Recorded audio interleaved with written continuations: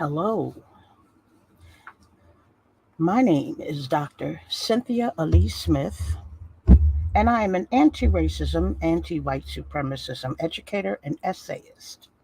I specialize in essays and presentations and lectures and discussions with alternative views on race, racist color, racist character, racism, and white supremacy. I offer deeper, more critical perspectives on these subjects, including the potential implications of racialized wording in the U.S. language lexicon that are not ordinarily considered. Now, those of you who have been to some of my classes already know that I will dissect a word and I will put it within the context of racism and white supremacy because it's just about everything in this country, if not everything, has a root in white supremacy and racism. Now, before I begin, let's do a little intro, shall we?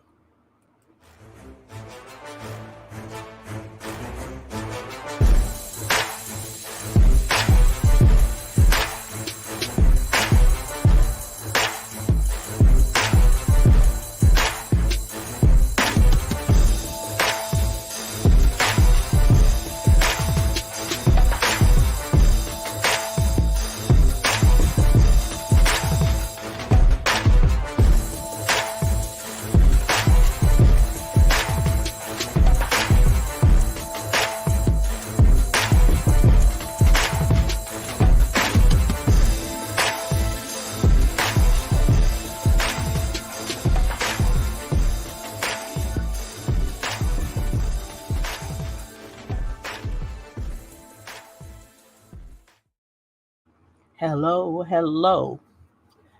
Before I begin this discussion on the Department of Justice, I want to go over those critical thinking tools once again. Um, if you are coming into the classroom, I would appreciate it if you hit the like button. Definitely hit that like button and share this broadcast with anybody you think may be interested in learning about this, and subscribe if you have not done so already. Now, hold on one second. All right. Anyway, as I said, I'm an anti racism, anti white supremacism educator and essayist. But before I begin, I want to tell you about these three very important critical thinking skills. And I call them the three C's of navigating through the language system of racism and white supremacy. And the first one, of course, is comprehension. Now, you need these three tools because these are the three tools that will allow you to critically think about what is being read, what is being written, what you are listening to, what is being said. So, comprehension is important because it is the essence of understanding what you are saying, being told, written, writing, or reading, or the ability of one's mind to form and craft the imagery and concepts from the words. That's so important. You need to understand what it is that is being written, read, said, etc. The next one, very important, is context. Context is the ability to understand the circumstances that form the setting for an event, statement, or idea, and in terms through which it can be fully understood and assessed. That is context. And the reason why context is so important is because so many things are easily taken out of context. The context with which I focus, that framing, is white supremacy and racism. Last but not least is connotation. Connotation is so important because connotation is represents feeling the feeling of the word. Connotation is the expressive part. Connotation is that part of the word that elicits um, emotion. It's the feeling that that word provides, besides the um, usual or literal uh, word definition of the word. So it's a very, very important aspect. It's what makes you get angry when somebody says something to you. You know, when they say words will never hurt me. Oh, no, words can hurt. Words are what come from thought, and that thought comes out in the form of language and words, sentence, paragraphs, phrases, and those things can bite. Those things can hurt terribly, and they can make you feel good, okay, as well. So they elicit the feelings. Now, there are a few other things I want to talk about too, because within the context of what I talk about here, it's important to understand what I mean when I say race, race as color, race as character, racism, and white supremacy when I use those terms. So, for purposes of this discussion, the definitions, these are the definitions of race, racist color, racist character, and white supremacy. So, race, any one of the groups of humans that are often divided into or based on physical traits regarded as common among people of shared ancestry. Okay? It is any one of the groups humans are often divided into based on physical traits regarded as common among people of shared ancestry. Now, race as color is simply color used to distinguish a race of people. Race as character is character used to distinguish a race of people. Racism is the systematic subjugation within established institutions in the US through structurally designed discrimination and denial of opportunity, equity, opportunity, and justice, which was built into every institution in the country to control the formerly enslaved and their descendants in perpetuity after the enslavement ended. White supremacy.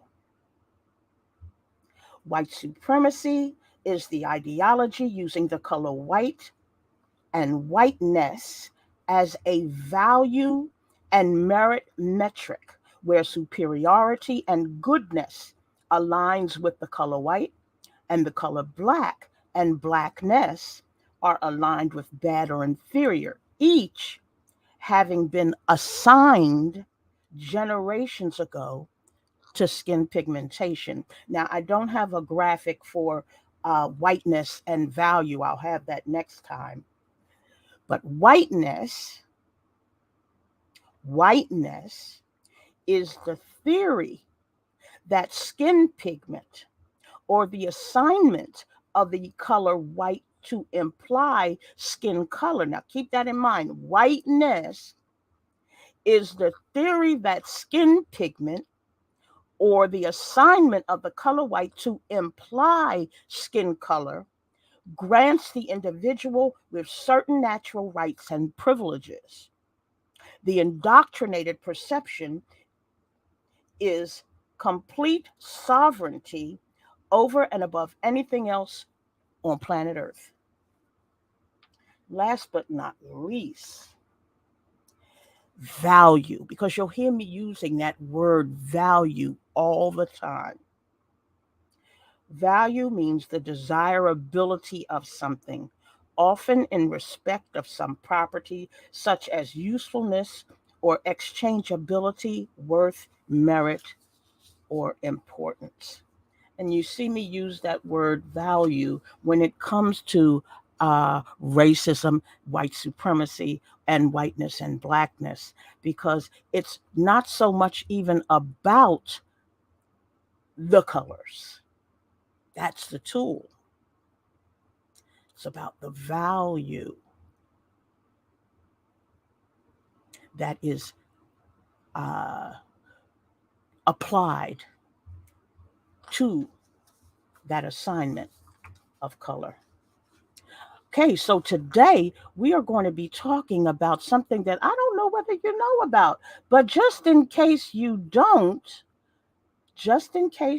know, you might be interested to know what the origin of the Department of Justice, what was the origin of the Department of Justice? What was that origin? I wrote an essay, and I also did a video some time back about this. It was called the Department of Justice from Deep in the Rabbit Hole Looking Up. Now, I'll begin. And if there's any interest in or discussion of after, then I will most certainly drop the link. The irony of history of this country is that it screams its desire to be known, even as there are millions of white people who would rather die to ensure the fallacy of white supremacy is sustained, literally willing to take up arms and die, as they did when they owned human lives in an attempt to prove superiority.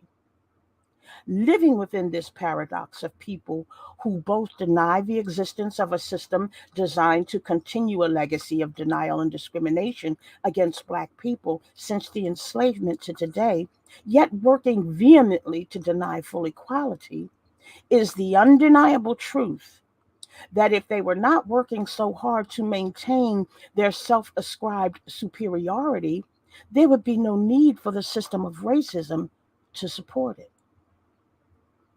Black people would be equal in all areas of human activity, and the ideology of whiteness and superiority would dissolve like snowflakes on a hot vent. Moreover, other supremacy class caste distinctions involving value based metrics like the meritocracy would likely disappear as well, muting the top down patriarchal structures of competition and ownership among white males as best of breed. I hope that you were understanding so far. If you're understanding, do feel free to drop in a light bulb. Um, I hope that at some point my illuminators will join in the class today, or certainly will replay this video um, and allow themselves an opportunity to do some critical thinking, because that's what this is about. It's just about taking your mind and doing a little critical thinking. So many other things out there to keep people from thinking critically. There's so much entertainment out there. So um, I want to offer an opportunity to learn.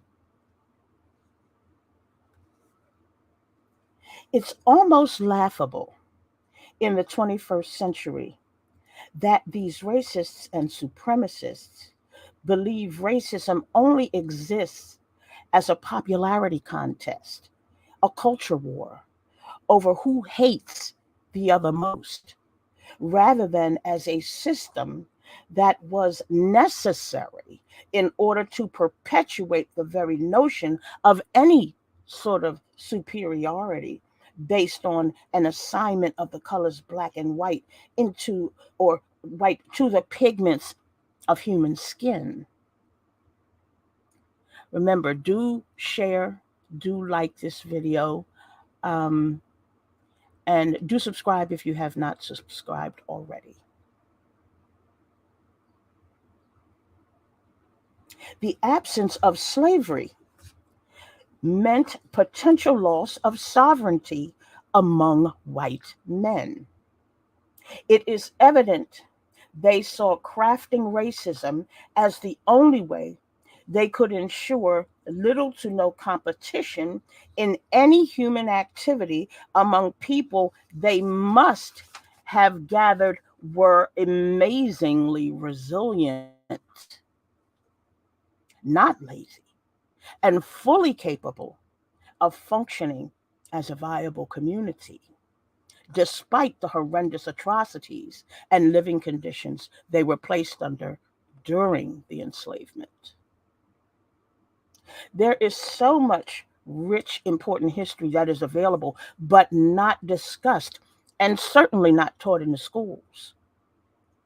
With the threat of book bans, laws, and regulations to keep their own history out of schools, if the individual states managed to do what they did during the fall of Reconstruction, or I dare say, the overthrow of Reconstruction,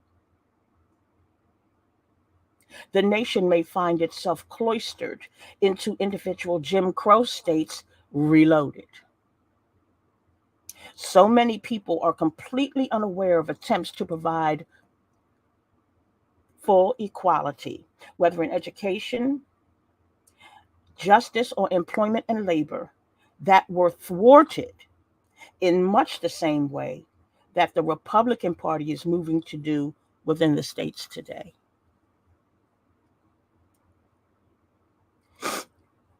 This essay will examine one area of the federal government created specifically to help Black people as much as the system of racism was created specifically to oppress, and why they have vigorously concentrated on state and local government almost religiously in the same way as in the 1870s. It is no secret the white supremacist and racist cry for, quote, small government and, quote, states' rights have raged through bullhorns for generations, primarily because these two areas were key to full equality, equity, and opportunity for Black people. And they know states must cede power to the federal government or risk civil war. Now, this is not a discussion. This essay. Hold on. This is a discussion of the Department of Justice, or the DOJ, part of the executive branch of the federal government. Many may or may not be aware of its original purpose and why it was formed. Created in 1870 during Reconstruction, it was headed by an unlikely character named Amos T. Ackerman, who was a former enslaver, a Civil War officer with the Confederacy, and a Democrat. It is important to note for people who do not happen on American history or its politics, and especially those who think its present partisan makeup is the same as it was back some 150 years ago. Democrats were today's Republicans, and Republicans were today's Democrats in relation to their views on race, and particularly the newly emancipated Black people. According to Brian Greene, a contributing writer for the Smithsonian Magazine, Ackerman's mission was much broader than any attorney general since 1789, when the new Constitution was ratified. And his primary responsibility was enforcing the 14th and 15th Amendments and new legislation delivering long overdue rights for to 4 million formerly enslaved Black men and women. This department's work on behalf of the emancipated population was so central to its early mission that Ackerman established the department's headquarters in the Freedmen's Savings Bank building.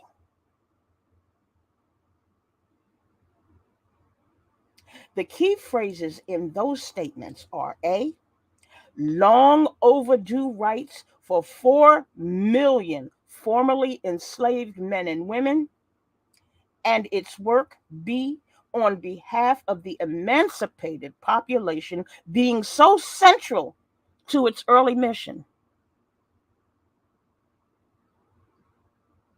And I'm talking about the Department of Justice.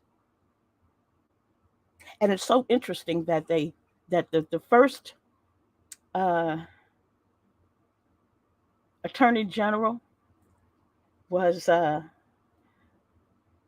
Confederate soldier, but just listen on. The significance of being headquartered in the Freedmen's Savings Bank was clear.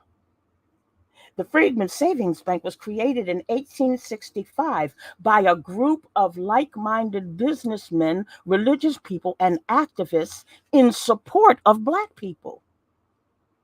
It stood for what they knew would be needed in support needed in support of education, in support of and education for the emancipated people to become financially secure.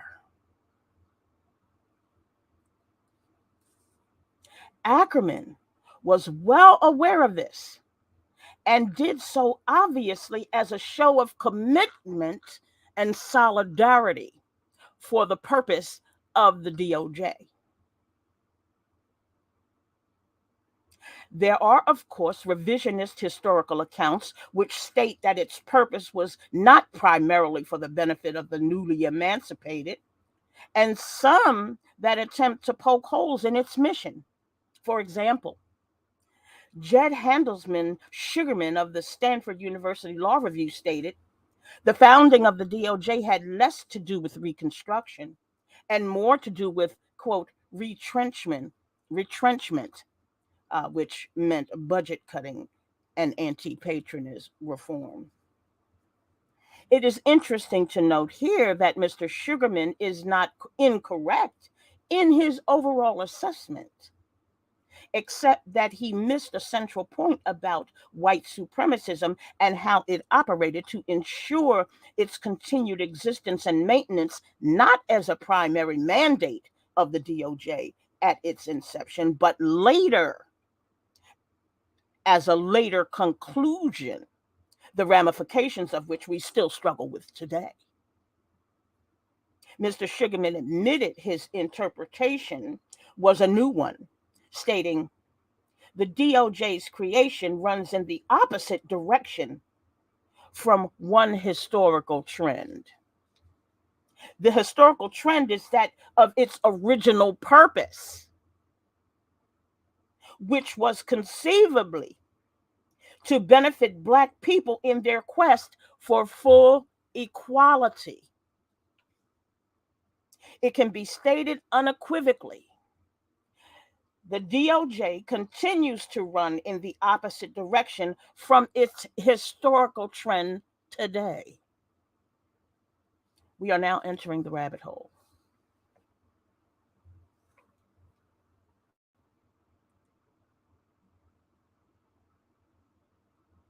In the 1840s, Ackerman left his party and joined the Republicans. And as a U.S. District Attorney, began working on the side of Black people by prosecuting voter intimidation cases in Georgia. He stated, "Some of us who have adhered to the Confederacy felt it to be our duty when we were to participate in the politics of the Union to let Confederate ideas rule us no longer, regarding the subjugation of one race by the other as an appurtenance of slavery. We were content that it should go to the grave in which slavery had been buried." This was a most unpopular view for many, still tied to the ideology of supremacism upon which their entire lives were centered. However, President Ulysses S. Grant found him to be credible and reliable, and on July 1st, he created the Department of Justice and placed Ackerman as the head to battle the onslaught of litigation arising out of Reconstruction and the desire to keep Black people disenfranchised. He focused on protecting Black voting rights by attacking the Ku Klux Klan.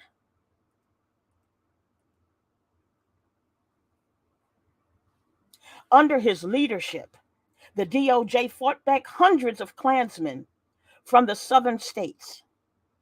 Quoting historian William McFeely in his book on Ackerman, Green wrote, "Perhaps no attorney general since his tenure has been more vigorous in the prosecution of cases designed to protect the lives and rights of Black Americans."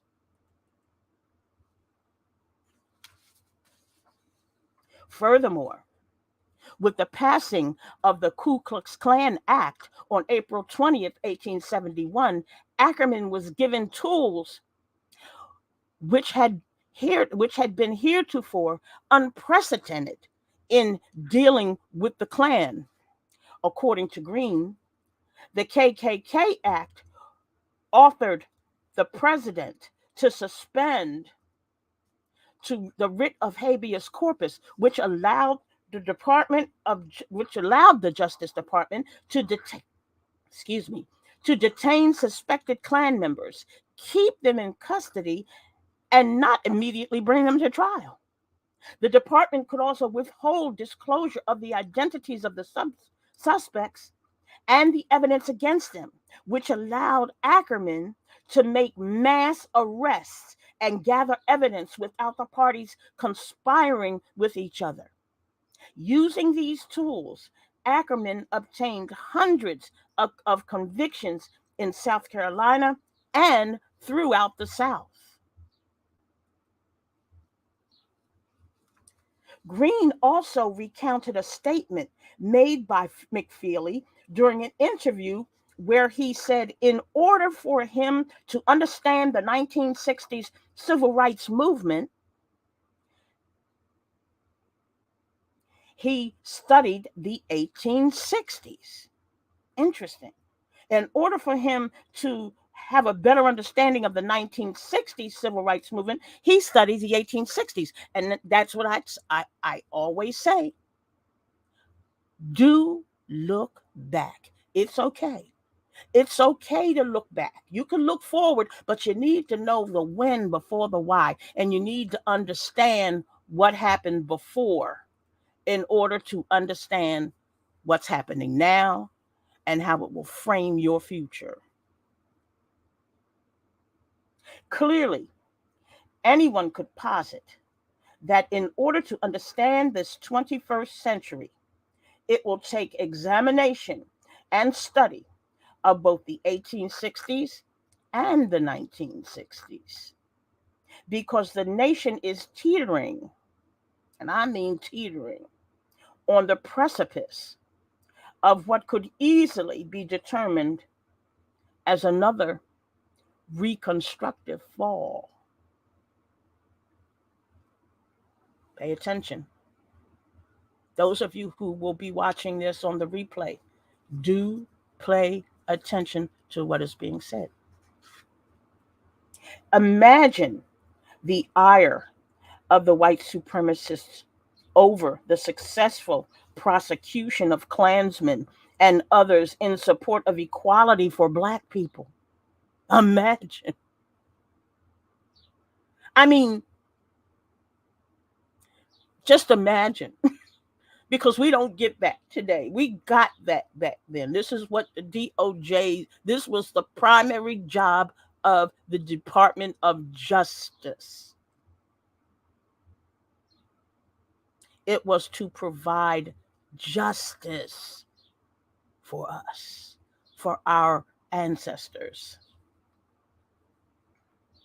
So just imagine the ire of white supremacists over the successful prosecutions of Klansmen and others in support of equality for Black people.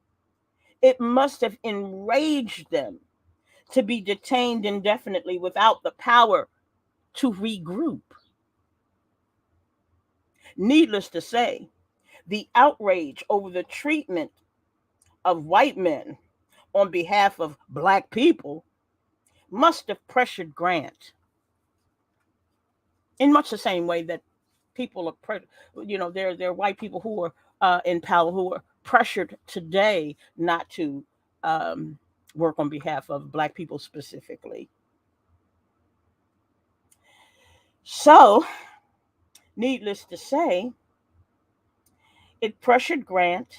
They pressured Grant until they fired Ackerman after just 18 months into his tenure as the first Attorney General, citing some obscure reasons regarding land deals with railroad barons and the government, which is why Sugarman wrote what he wrote. That was a bleaching of the history.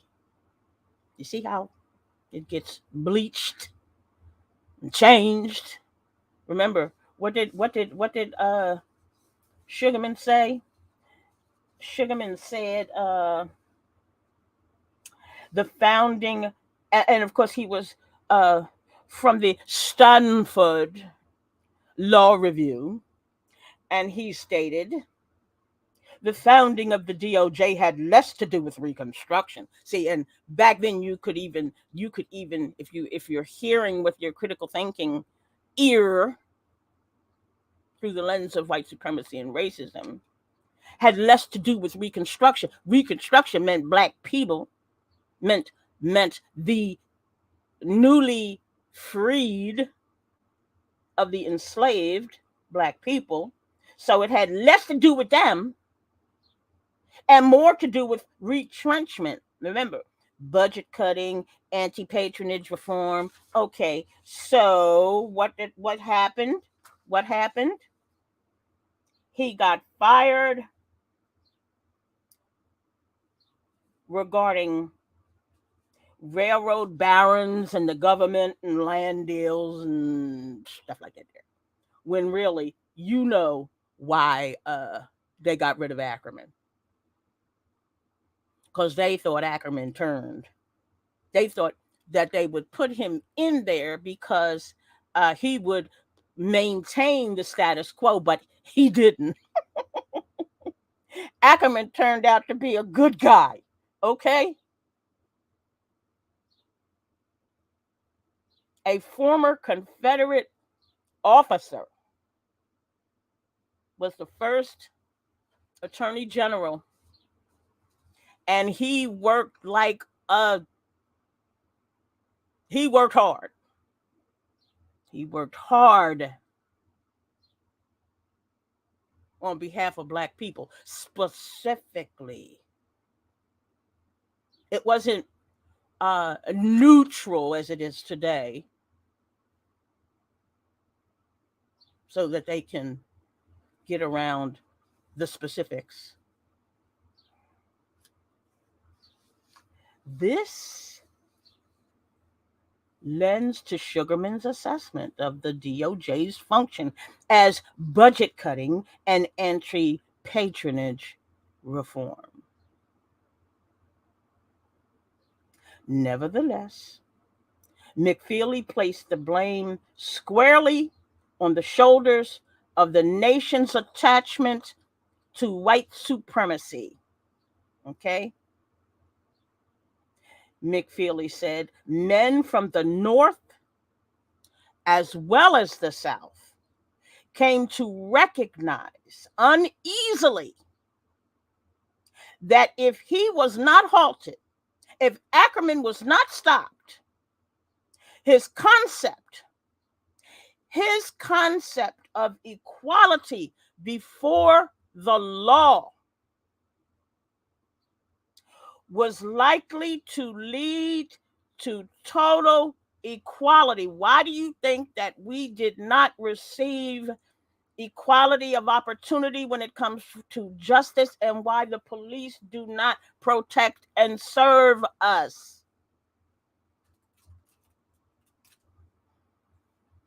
today? Because we never received equality under the law. Ladies and gentlemen, do replay this, do share this. If you have not liked this video, please like this video.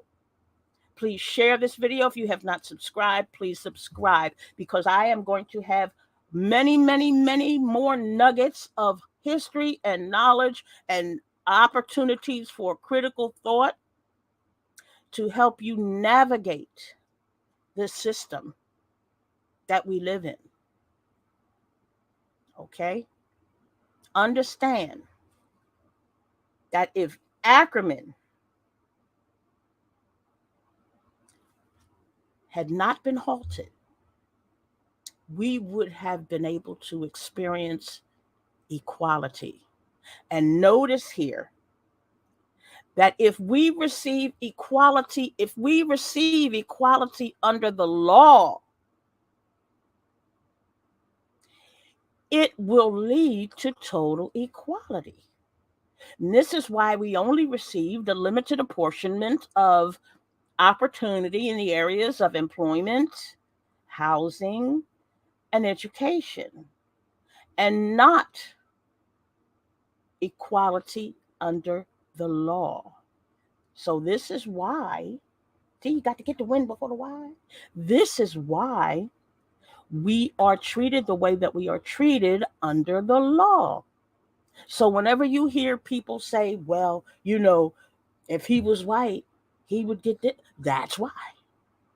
Because we are not equal under the law.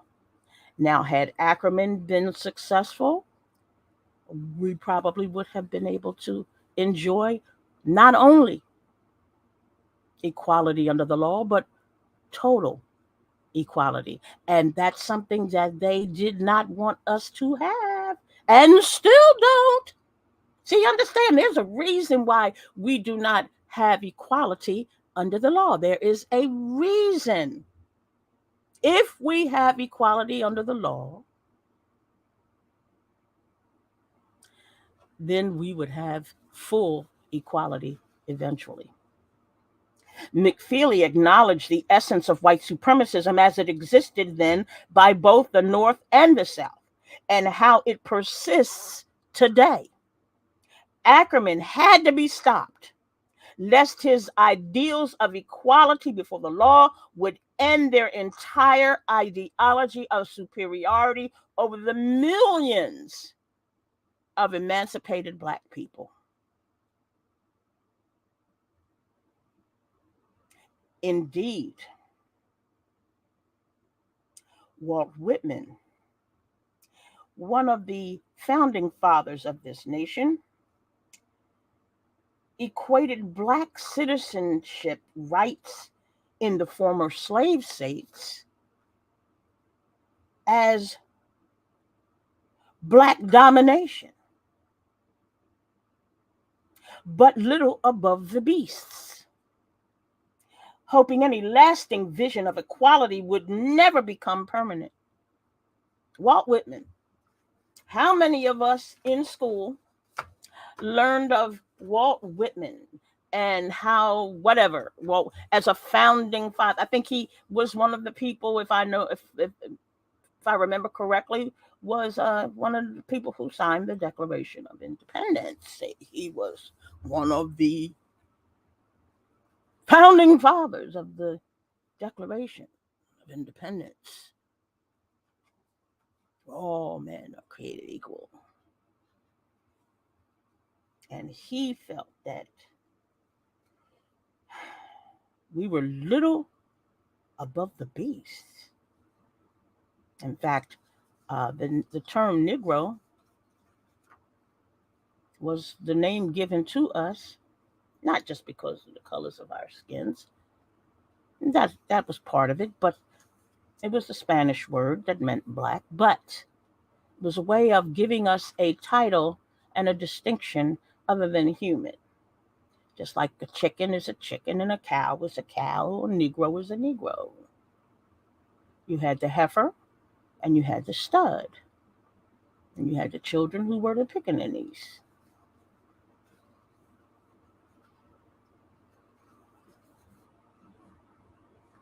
And the reason why the other word, uh, came about was because in the South during that period, it became a dialectual kind of thing. It became something that was inherent in the dialect. They did not know how to pronounce Negro, so it turns into Negra, and then subsequent variations thereof in the pejorative sense. Anyway, I digress a little bit. Indeed, Walt Whitman, he also wrote, how if the mass of the blacks in freedom in the U.S. all through the ensuing century should present a yet more terrible and more deeply complicated problem.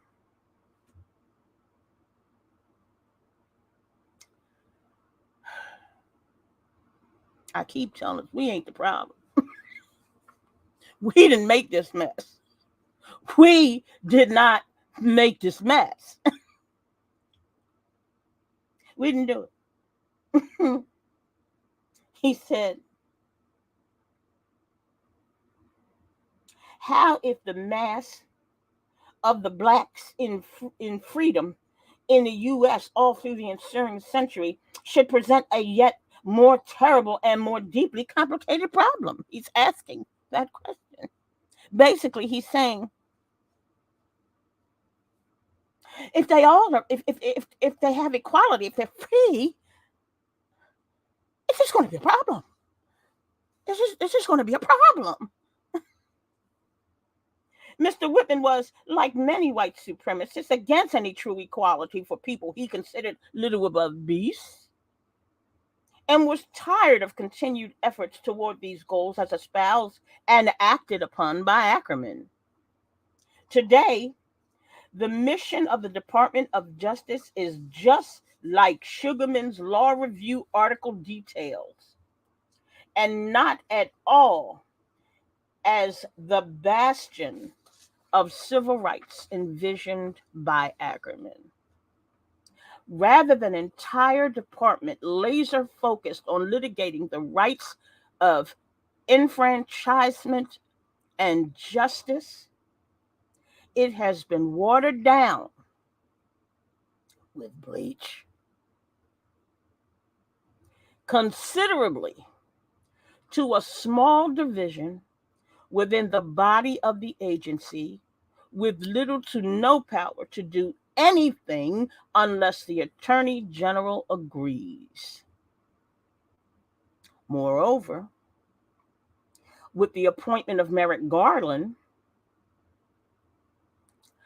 who I've learned later on is not a member of the Federalist Society, but most certainly is Republican and most certainly has spoken at Federalist Society functions. The DOJ, yeah, yeah. Merrick Garland, who was being nominated to be a Supreme Court justice by Democrats, and who is now the Attorney General,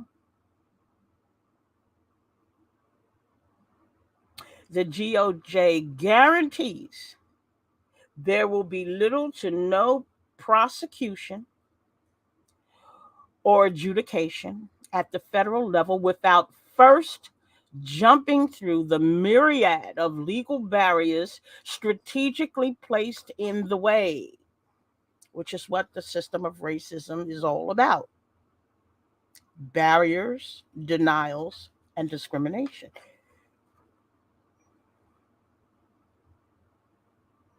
Systemically, institutionally racist. Therefore, this nation may continue to be mired in its paradox of feigned superiority at the expense of Black people, all for an egotistical fallacy that they created generations ago. Thanks to the Smithsonian Magazine, the creation of the Department of Justice, and Memoranda During the War by Walt Whitman.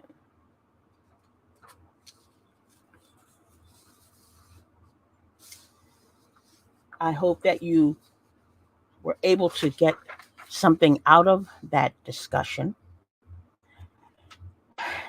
and you understand a little more about your government and why, when, and why the Department of Justice was created. I'm going to look at the comments. Oh, hi, Soraya. How are you? And Sassy. Hi, Sassy. How are you? Oh, good. Definitely get that replay. And I see that Donat is here. Interesting. Hi, Donat. How are you? Thank you. Thank you. Yes, this is my focus.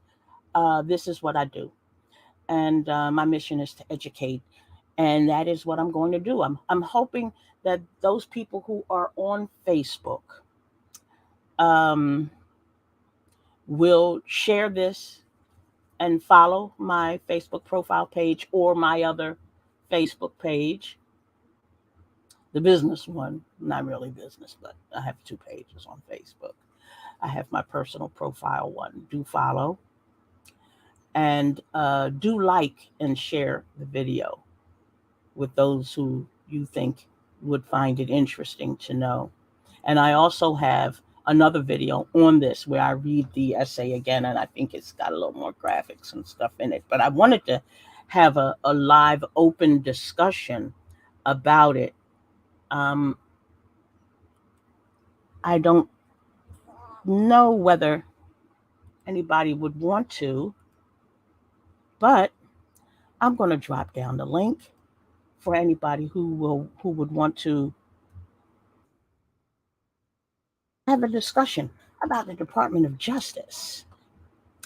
Feel free, and if not, then I'll close this out. And like I said, do catch the replay. Those of you who are in the what I've come to know as the replay gang, hit that like button when you begin to watch this video.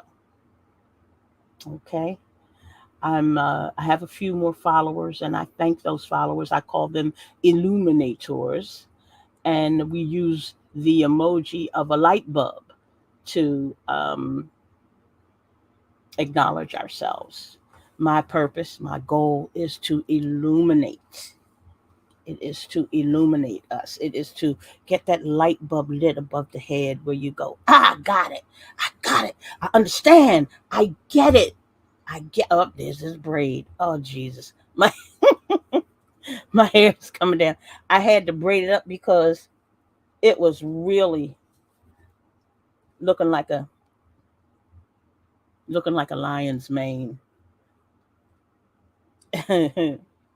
Anyway,